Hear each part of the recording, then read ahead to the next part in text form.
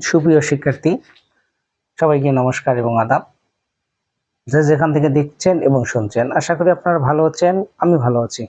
আমি আজকে নিয়ে আসলাম মুদ্রা অঙ্কের পার্ট 4। লিখে রেখেছি 3টি মুদ্রা নিক্ষেপ করা হলে নমুনা ক্ষেত্রটি লেখো এবং নমুনা বিন্দুর সংখ্যা কতটি। 2টি মাথা ওঠার সম্ভাবনা কত, 3টি মাথা ওঠার সম্ভাবনা কত, কোনো মাথা না ওঠা আসার সম্ভাবনা কত, কমপক্ষে 2টি মাথা আসার সম্ভাবনা কত। এই অঙ্কটা আমি সমাধান করাবো। দেখেন,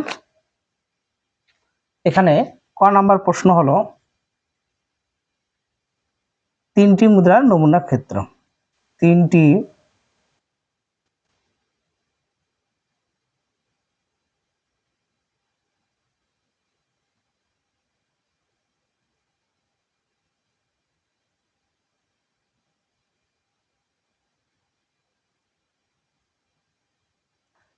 মুদ্রার নমুনা ক্ষেত্র S ইকুয়াল, কিভাবে তৈরি করব দেখেন। এইদিকে নিলাম 2টি মুদ্রা S S S T T S T T, 2টি, এদিকে নিলাম একটি S S S S S T S T S S T T T S S T S T T T S T T T। তাহলে এখানে আমরা লিখলাম হলো S S S S S T S T S S T T T S S T S T T T S T T T। তাহলে এখানে হলো কি T S S S S S T S T S S T T T S S T S T T T S আর T T T। তাহলে 3টি মুদ্রার নমুনা ক্ষেত্রে আমরা তৈরি করলাম।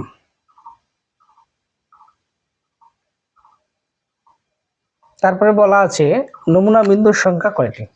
তাহলে নমুনা বিন্দুর সংখ্যা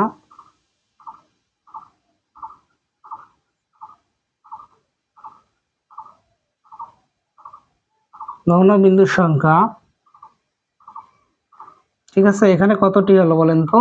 8টি। 2 এর পর 3 মানে 8টি। ঠিক আছে, এখন ক নাম্বার প্রশ্ন শেষ। খ নাম্বার প্রশ্ন আছে বলা, দেখেন বলছে 2টি মাথা ওঠার সম্ভাবনা কত। এটা লিখবো 2টি মাথা ওঠার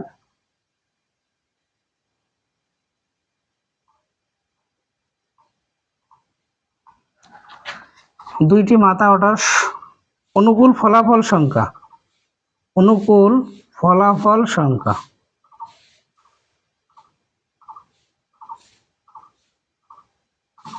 অনুকূল ফলাফল সংখ্যা হলো 2টি মাথা। দেখেন তো কয়টি? 2টি মাথা। এখানে 2টি মাথা 1 2 3 3। 2টি মাথা ওঠার অনুকূল ফলাফল সংখ্যা। 2টি মাথা ওঠার অনুকূল ফলাফল সংখ্যা 1 2 3 4 5 6 7 8। তাহলে হলো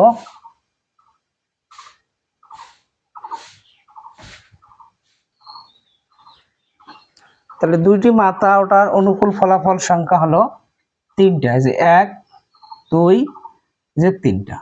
তাহলে 2টি মাথা আসার অনুকূল ফলাফল সংখ্যা হলো 3টি। যথা 1 নাম্বার হলো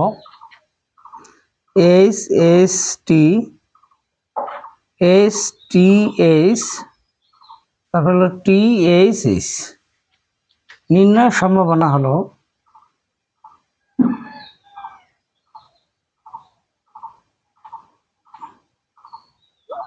3/8।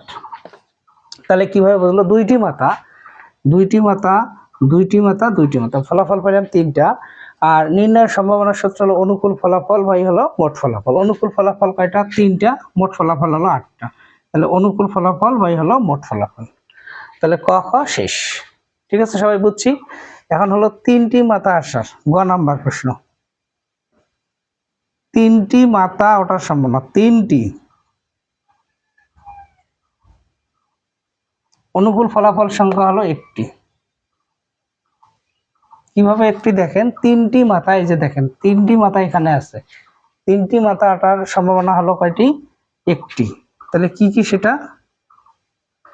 এইচ এইচ এইচ, তাহলে 1/8। তাহলে আমরা তিনটি মাথার অনুকূল ফলাফল সংখ্যা পেলাম একটি, মোট ফলাফল হলো 8টি। তাহলে অনুকূল ফলাফল বাই হলো মোট ফলাফল। যদি কারো সমস্যা হয় তাহলে গত লেকচারগুলো অবশ্যই দেখে নেবেন। তারপরে হলো ঘ নম্বরে কোনো মাথা না আসার সম্ভাবনা কত? তাহলে এখানে আমরা লিখব কোনো মাথা না ওঠার সম্ভাবনা, না আসার সম্ভাবনা। তাহলে কয়টি বলেন তো? কোনো মাথা নেই, একটি। কেমন করে? এই যে দেখেন একটি, কোনো মাথা নাই, তাহলে এখানে ফলাফল হলো টি টি টি, তাহলে 1/8। ঠিক আছে, কয়টা হইলো? তাহলে পাইলাম আমরা একটি। তাহলে পরে ঘ নম্বর প্রশ্ন আসেন। ঘ নম্বর প্রশ্ন বলা আছে